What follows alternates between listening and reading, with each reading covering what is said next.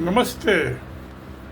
आजकल सब मीडिया में, टीवी चैनलों पे, यूट्यूब चैनलों पे, न्यूज़पेपर में पहलगांव में 20-22-23 आदमी मारे गए।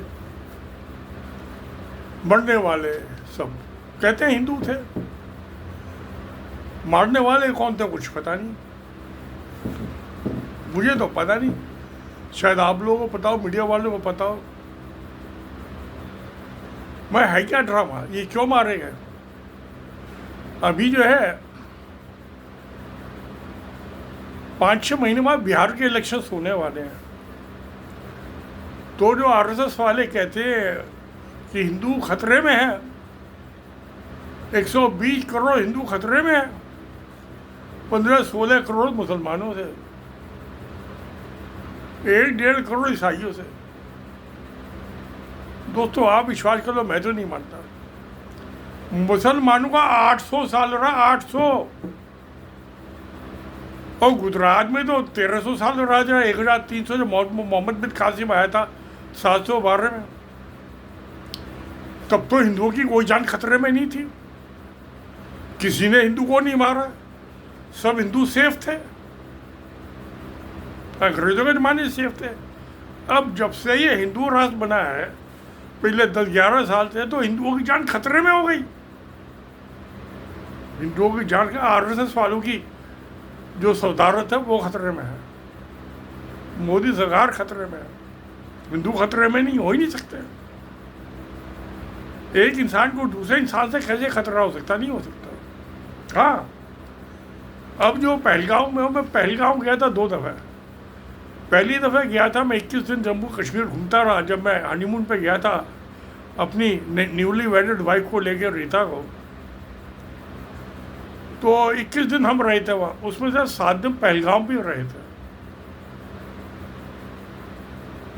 1973 में, मई-जून में। उसके बाद मैं अपने बेटे, बहू, पोते, पोती, बेटी को, उनके साथ भी 2015 में गया था। तब भी पहलगाम 3 दिन रुके थे, क्योंकि उनका तो प्रोग्राम 7-8 दिन का था, मैं 21 दिन हनीमून बना के लौटा था। मैं 2 दफ़े आज में बड़े प्यारे, बड़े खूबसूरत लगे, लिद्दर वैली, जो वहाँ बैठे रहते थे मियाँ बीवी दोनों। तो ऐसा बकवास है, क्योंकि वो इलेक्शन में है ना, वोट पड़ दिए तो हिंदू तुमको मुसलमान खा जाएंगे, तो वोट हमें दो। बिहार के इलेक्शन होने हैं, अब ये अप्रैल तो ख़त्म होने लगा, अगला महीना है, शायद अक्टूबर-नवंबर में इलेक्शन हो जाएंगे वहाँ। तो ये इलेक्शन से जुड़ा हुआ मामला। ऐसे 2019 का जो था पुलवामा, वो भी इलेक्शन से ही था। ये जब जब इलेक्शन होगा तब तक ऐसे कांड होते रहेंगे, या आरएसएस वाले करवाते रहेंगे। मगर नतीजा क्या है कि जो शेयर मार्केट है इंडिया का, उसमें इस कांड के बाद 8 लाख करोड़ का नुकसान हो गया। 8 करोड़ शेयर मार्केट डाउन आ गया, और कराची का शेयर मार्केट अप हो गया। तो वह उनका मुनाफा हो गया।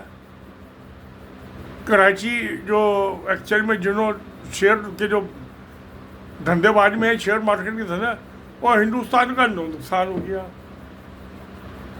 ये एक तो ये हुआ नतीजा इस हाय तौबा तौबा का, हिंदू मुसलमान मस्जिद मंदिर। अरे 8 लाख करोड़ डूब गए मंदिर वालों के, और मस्जिद वालों को फायदा हो गया, पता नहीं 1-2 करोड़ का, 1-2 लाख का उनका भी हुआ होगा।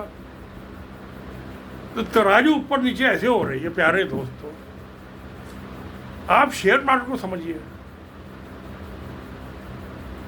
अब इसको मोदी को पता है कि मोहम्मद बिन कासिम 712 एडी में, अब से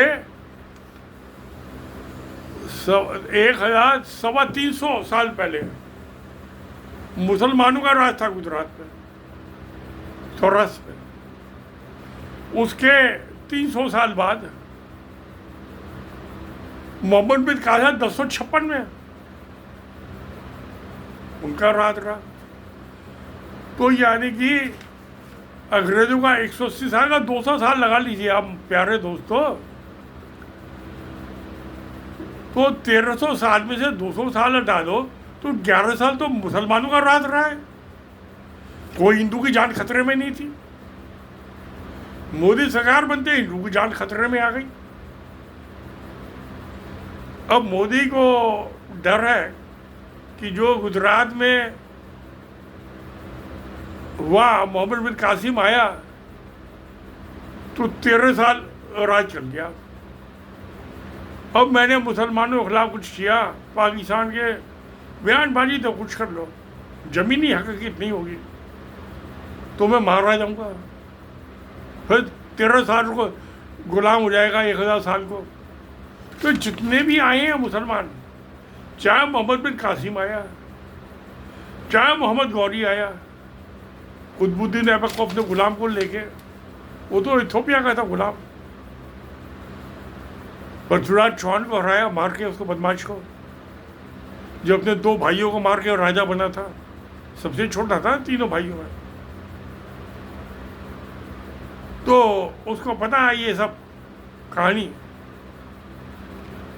कि ये मोहम्मद बिन कासिम फिर आ जाएगा, उसका कोई छोटा भाई भतीजा और कोई खानदानी आ जाएगा, मोहम्मद गौरी का आ जाएगा, फिर बाबर को बुलाया था राणा सांगा ने, मेहमान था उसका, और मुसलमान को मुसलमान से लड़ा दिया, बाबर को इब्राहिम लोदी से लड़ा दिया, दोनों मुसलमान थे, कुत्ते को कुत्ते से लड़ा दिया। उसने सोचा है लड़के चले जाएगा वापिस और मैं दिल्ली के तख्त पे बैठ जाऊंगा। मैं बाबर को अच्छा लगा यहाँ, हालांकि रहा 3-4 साल ही, वो मर गया उसके बाद तो, मगर उसका जो घोष था उसको गद्दी नहीं मिली दिल्ली की। उसका बेटा हवा, उसके बाद वो बन गया क्या नाम है, अकबर बादशाह, उसका पोता, उसको नहीं मिली गद्दी दिल्ली की। जिसने सोचा था कि मैं दिल्ली के तख्त पर बैठ जाऊंगा, नहीं मिला। अब ये नाम तो जो हिंदुस्तान दिया अकबर ने दिया था, जो फारसी भाषा का शब्द है, हिंदी हिंदू हिंदुस्तान की जो फारसी भाषा का मुस्लिम शब्द है, सनातन धर्म है संस्कृत का। सनातन धर्म को तलांजलि दे दी, हिंदू बन गए सबके सब, नकली हिंदू। अब सवाल ये, आरएसएस ने मोदी को क्यों प्राइम मिनिस्टर बनाया? उसने इसलिए थोड़ा लगा तू इससे लड़ उससे लड़, उसने बताया था बच्चू पैसे कमा के दे, हमने 1,500 करोड़ की दिल्ली में और उसमें नागपुर में टावर बना लिए, बिल्डिंग 5-5 करोड़ की 720 बिल्डिंगें बना ली हैं पूरे हिंदुस्तान में, डिस्ट्रिक्ट हेडक्वार्टर पे। अब जो उसके 40 पिल्ले हैं, विश्व हिंदू परिषद, बजरंग दल, उनके ऑफिस बनाने में लगे हुए हैं। तो पैसा चाहिए उनको, हिंदुओं की कहा चलता है, तो पैसे के लिए बनाया मोदी को। तू पैसे तू सरकार तू चला और तेरे ब्याह पर रिश्वत हम वसूले करेंगे। तो इसलिए हुआ ना प्यारे दोस्तों। अब ये सोच रहे हैं कि ट्रंप, अरे ट्रंप तो अब जगह यूक्रेन में लड़ाई जो उसको ख़त्म कराने में लगा हुआ है, गाजा में लड़ाई करो वो ख़त्म कराने लगा, तो क्या वो यहाँ की लड़ाई चालू कराएगा? उसकी तो पॉलिसी है, उसने पहले ही कह दिया था दुनिया में जहाँ भी कोई लड़ाई होगी हम उसे ख़त्म कराएंगे। अफगानिस्तान में ख़त्म करा दी, यूक्रेन में भी होने वाली है, गाजा में भी तकरीबन हुई चल रही है।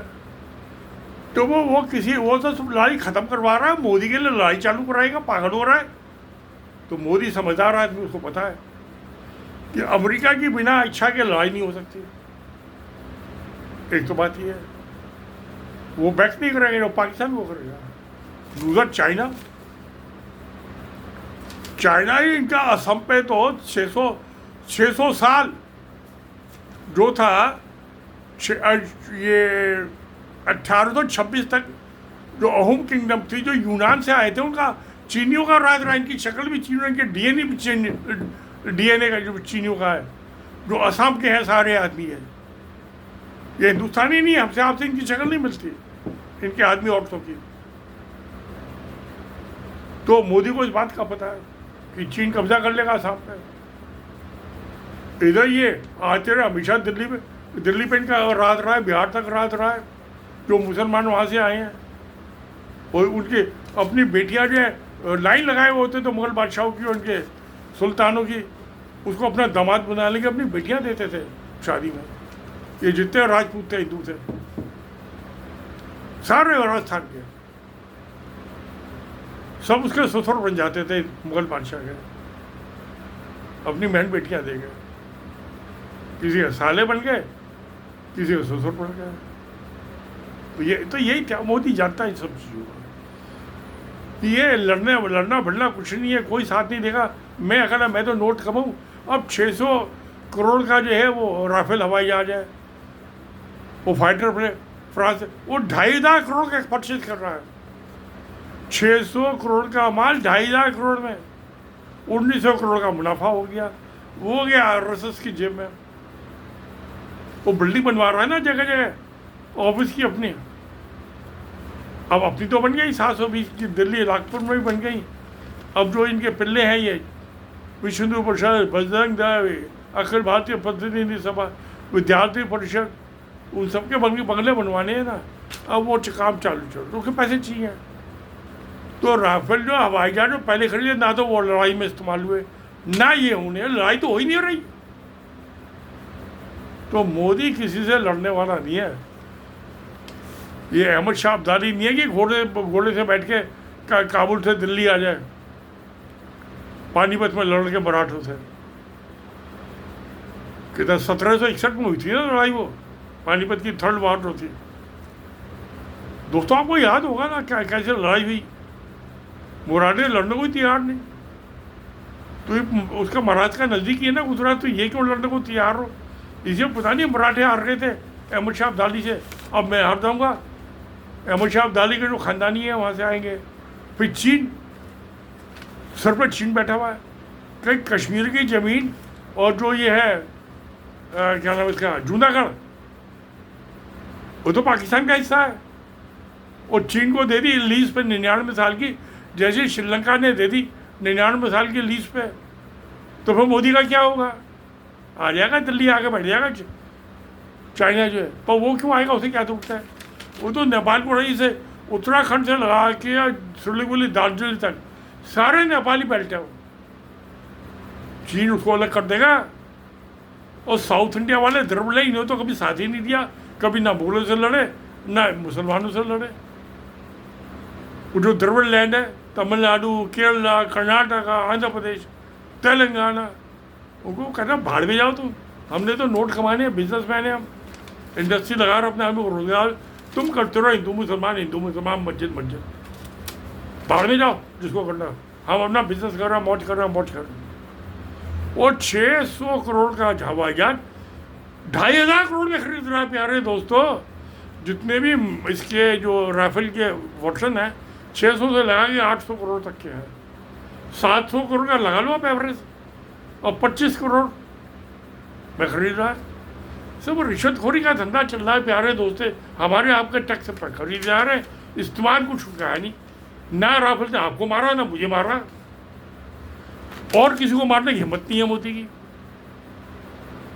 तो क्या करो प्यारे दोस्तों, सोचिए आप। तो अब ट्रंप साहब तो लड़ाई में शामिल नहीं होने वाले। वैसे 78 के हो गए, वो तो लड़ाई ख़त्म करवाने में उन्होंने कहा लड़ाई ज्वाइन करनी है। लड़ाई ज्वाइन, चीन तो धमकाता रहेगा इधर से। तो प्यारे दोस्तों, होने वाला तो कुछ है नहीं लड़ाई भाई। ये बेकार के हाँ उसके वोट पड़ जाएंगे हिंदू के नाम पे, हिंदू खतरे के। बिहार में बीजेपी को वोट मिल जाएंगे, इनकी सरकार बन जाएगी। तो चलो फिर, सत्यमेव जयते। नमस्कार, धन्यवाद।